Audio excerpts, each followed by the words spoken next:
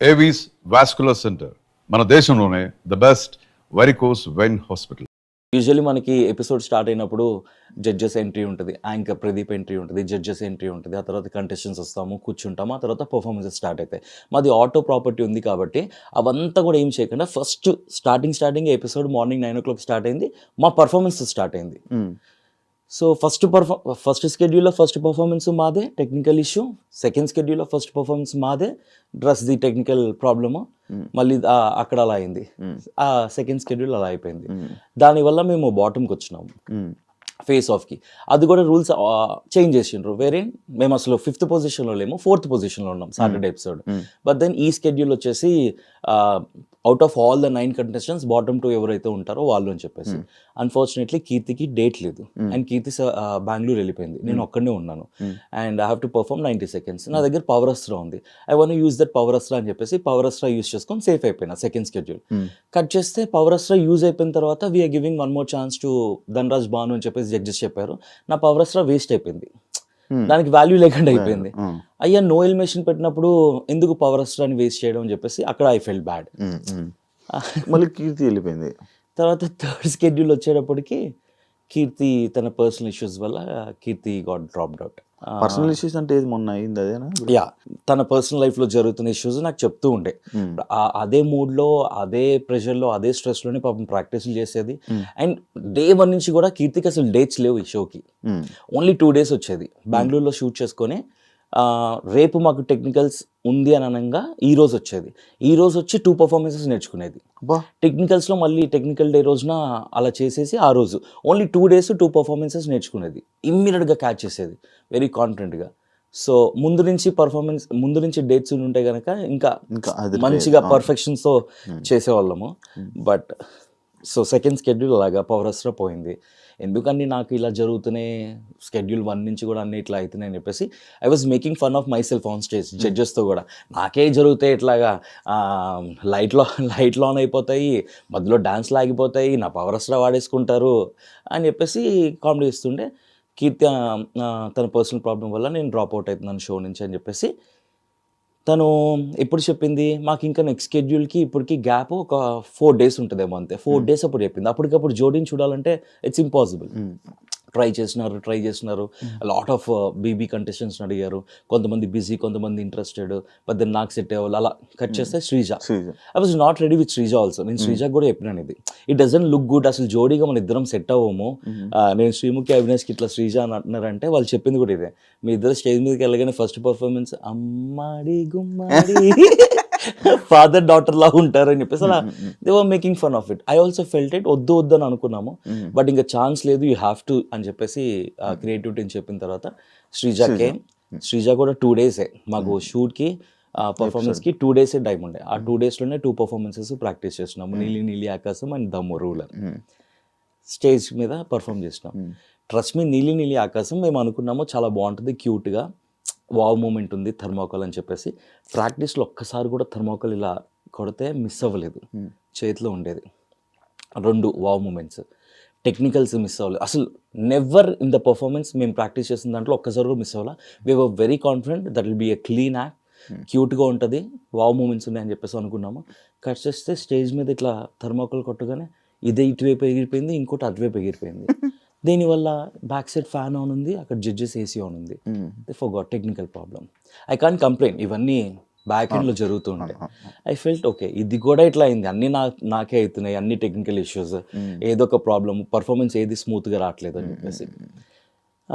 Unfortunately just 2 marksతో మేము ఆ schedule బాటమ్కి వచ్చినాము. రీతు పవన్ వాళ్ళకి 136 అనుకుంటా, మాకు 134 ఎంతో, 2 ఎగ్జాక్ట్గా స్కోర్ గుర్తులేదు. 2 points డిఫరెన్స్తో బాటమ్కి వచ్చినాం. అప్పుడు సడన్గా చేంజ్ చేసేసారు మళ్ళీ. ఇప్పుడు సాటర్డే, సండే టీమ్ సండే అని చెప్పి. I thought out of 9 contestants మళ్ళీ ఉంటుందేమో అని అనుకుంటే లేదు, ఆ స్కెడ్యూల్ వేరు, ఈ స్కెడ్యూల్ వేరు అన్నారు. సరే అని ఫేస్ ఆఫ్కి వెళ్ళినాము. కట్ చేస్తే నాకు అసలు టైం లేదు. ఫంక్షన్, నా నీస్ హాఫ్ సారీ సెరమనీ, చాలా వర్క్స్ నేను అసలు ఏమీ చేయలేదు ఆ రోజు. అన్ని వర్క్స్ పెండింగ్ పెట్టుకుని ఆ రోజు డెకరేషన్ వాళ్ళు, క్యాటరింగ్ వాళ్ళు అందరూ వస్తుంటే వాళ్ళతో కాల్స్ మాట్లాడుతూ, ఆఫీస్లో మేము ఒక రెడ్ ఎఫ్ఎంలో ఒక బిగ్ ఈవెంట్ చేస్తున్నాము సునీల్ గ్రోవర్ది. దాని మెయిన్ మీటింగ్ ఆ రోజు ఆఫీస్లో ఉంది. I have to be in the office. So నేను ఆఫీస్కి వెళ్ళి ఆ మీటింగ్ అటెండ్ అయ్యి ఇంట్లో ఆ వర్క్స్ అన్ని చూసుకొని నాకు టైం లేకుండే 90 సెకండ్స్ ప్రాక్టీస్ చేయడానికి. నేను వీళ్ళు కాల్ చేస్తున్నారు 90 సెకండ్స్ అని చెప్పేసి టీమ్, బట్ లేదు నాకు టైం లేదు, I can't do it, let's do something, ఏదో ఒకటి చేద్దాం లేదు ఇది అనుకున్నాము. నేను ఆ రోజు ఫ్రీ అయింది కూడా నైట్ 10:30కే ఎప్పుడో ఫ్రీ అయినా నా వర్క్స్ అని. సరే ఇమీడియట్గా షూట్కి అయితే వస్తానని చెప్పేసి షూట్కి వెళ్ళినాము. శ్రీజ తను అప్పుడే వచ్చింది పాపం, తను ఇంకా అసలు non dancer and first stage performance తనది. ఇమ్మీడియట్గా 90 సెకండ్స్ అంటే తను మెంటల్లీ నాట్ ప్రిపేర్డ్. సరే ట్రై చేద్దామని చెప్పేసి తను అనుకున్నా, ఇద్దరం కలిస్తేనే కదా 90 సెకండ్స్ చేయగలము. సో శ్రీజ కూడా ఇంకా సారీ శ్రీజ నేను చేయలేకపోతున్నాను 90 సెకండ్స్ టైం లేకుండే అని చెప్పేసి అంటే లెట్స్ డూ, ఏం చేద్దామో చేద్దాం అని చెప్పేసి అనుకొని స్టేజ్ ఎక్కినాము.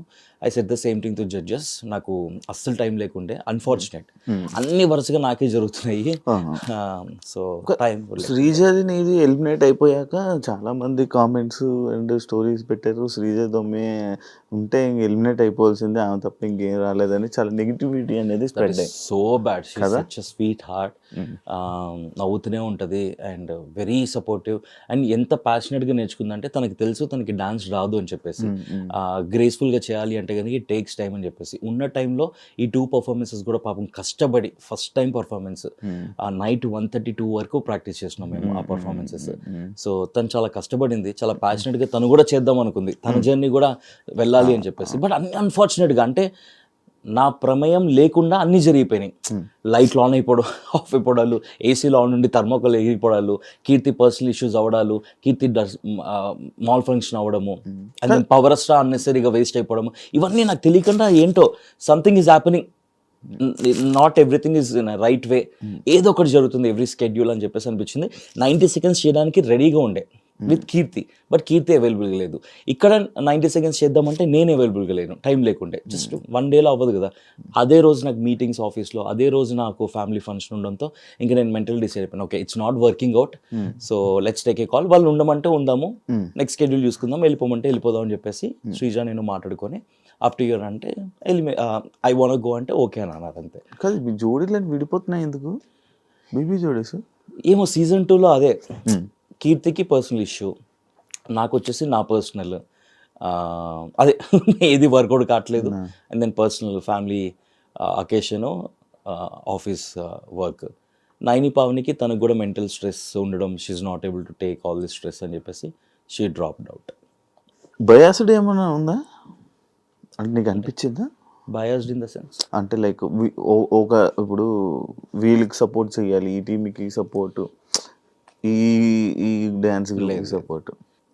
చాలా షోస్ అన్ని నేను ఎన్నో ఇయర్స్ నుంచి చూస్తున్నాను కదా, ఎందుకంటే కింద మొత్తం మ్యాక్స్ షో స్టార్ట్ అవ్వగానే అమర్ మన మానస్ విన్నర్ అని చెప్పి కామెంట్ స్టార్ట్. బికాస్ మానస్కి అమర్కి dances, they are professional dances వాళ్ళ జోడీస్. నైనిక ఇంకా సృష్టి ఇద్దరు అమేజింగ్ డాన్సెస్. అది అసలు మీకు డాన్స్ రాదు, నాన్ డాన్సర్స్ వాళ్ళందరూ డాన్సర్లు ప్లస్ మాస్టర్స్, వాళ్ళు కొరియోగ్రాఫర్లతో పాల్గొచ్చారు. మరి అప్పుడు అనిపించలేదా నీకు అది? మరి ఇదే కదా బయాసుడు కానీ ఇది కానీ. కాంపిటీషన్ అంటే మనీ, ఇప్పుడు డబ్బులు ఉంటాయి, 10 లక్షలు 15 లక్షలు మనీ ఉంది. You have to be a sport. నీ ముందు ఎవరున్నా కూడా you have to give your best.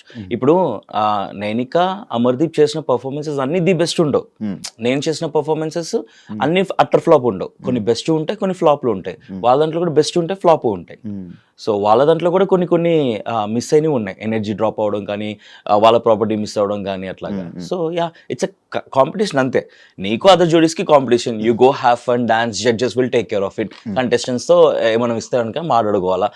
నేనైతే మెంటలీ ఫిక్స్ అయింది, I want enjoy, because season 1 enjoy చేసిన, సీజన్ 2 కూడా ఐ వాంట్ ఎంజాయ్.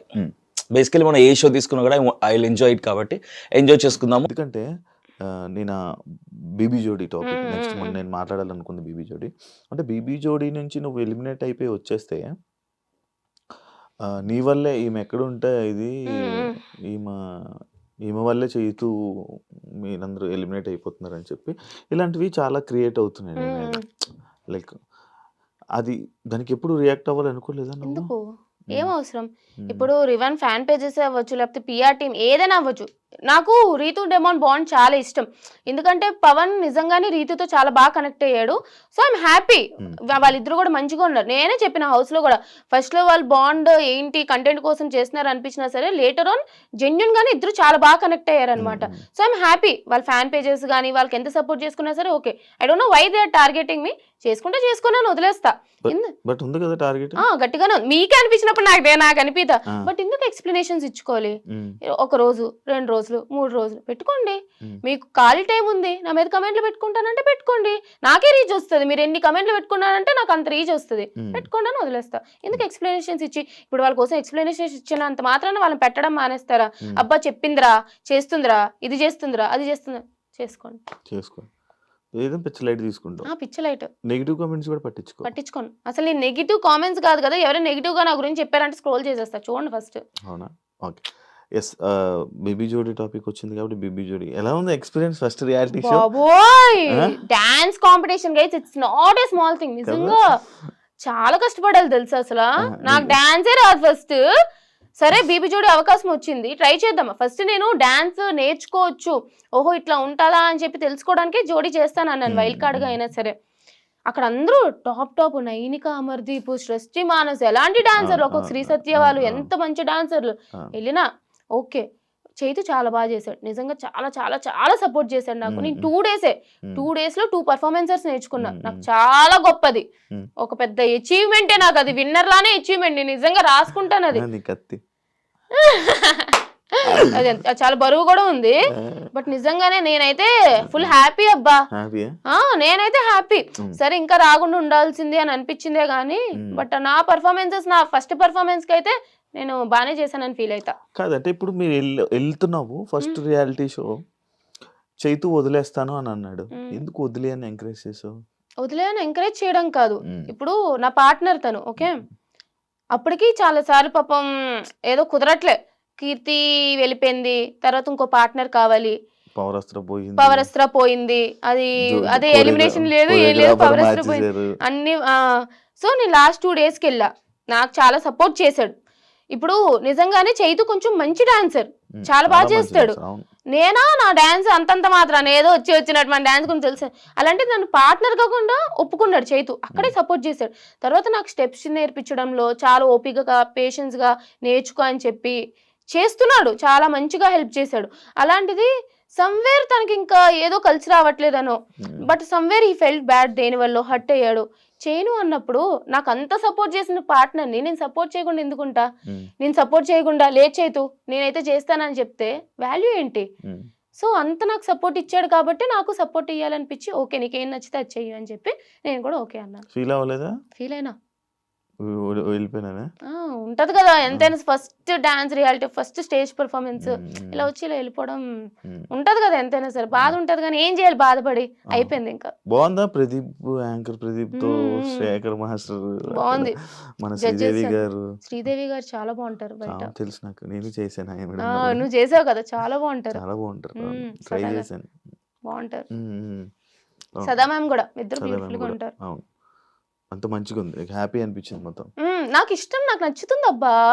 అంటే ఈ షోస్ కి వెళ్ళి ఇలా టైం స్పెండ్ చేయడం, ఈ ఫీల్డ్ నచ్చుతుంది. వ్యసనం ఇందులోకి వస్తే మళ్ళీ బయటకు వెళ్ళడం చాలా కష్టం.